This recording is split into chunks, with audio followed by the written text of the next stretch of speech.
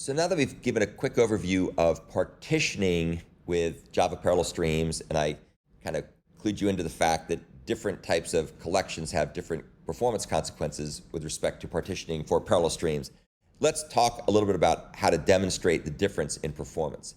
And this example is something you can find in my GitHub repository. It's in the EX14 folder, and it basically quantifies the impact of different Java collection implementations with respect to performance for different types of spliterators for those different types of collections. And it's a fun example. So I'm going to give you sort of an overview, and then I'll point you to where you can learn more about this. So as we saw in a previous lesson, spliterators for ArrayList and LinkedList partition data quite differently.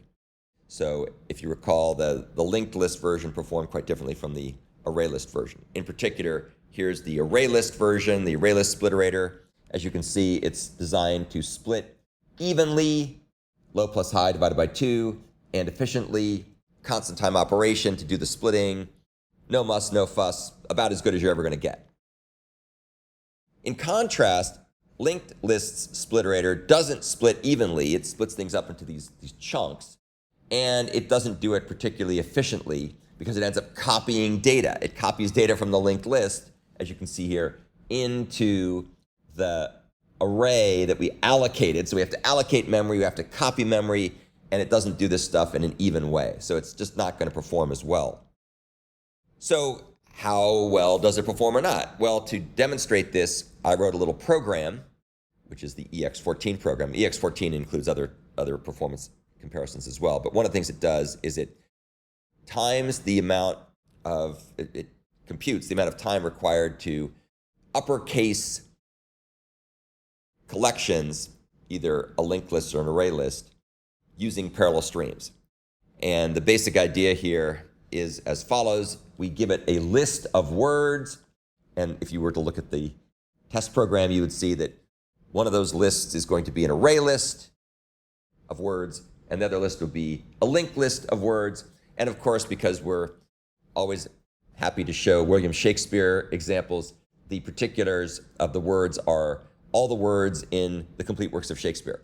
And it turns out there's 800,000 of them or so. We'll see in a second exactly how many there are. And so we have one array list implementation, one linked list. Both of those are lists, so we can write a little program. And we basically time the performance of this stuff. And what we do is we come in here and we will take the words, turn the words into a parallel stream, the word list. Word list is turned into a parallel stream of words, and then we go ahead and we uppercase all the words. So we end up with a consistent set of those values, and we collect that into a list. And we do this a bunch of times, and we see how it performed. So splitting and uppercasing the word list by a parallel spliterator is a nice way to figure out what's the overhead of splitting for array list versus splitting for linked list.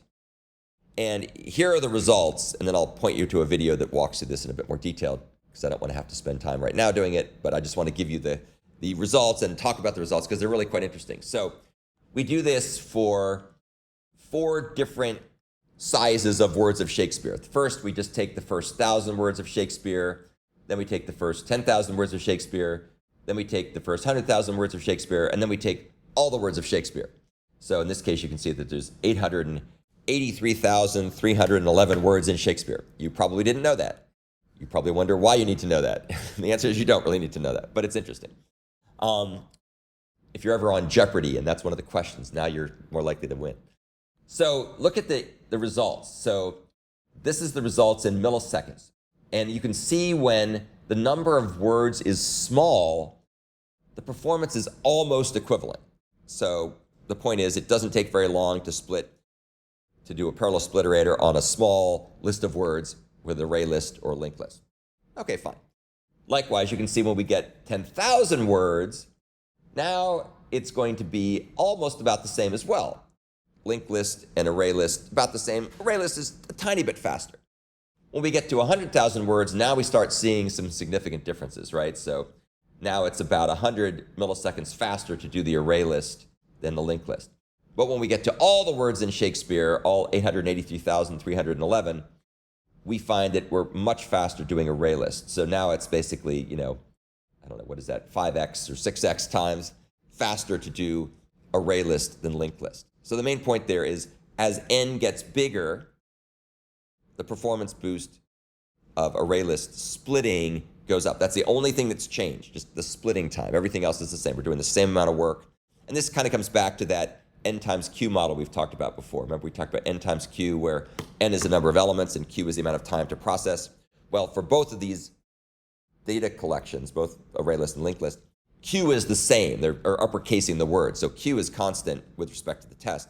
But n is changing. So as you can see, when n gets larger, the benefits of parallel processing go up. That's the key thing to learn from that. This again is the example code. This is a video that you can find on my YouTube page.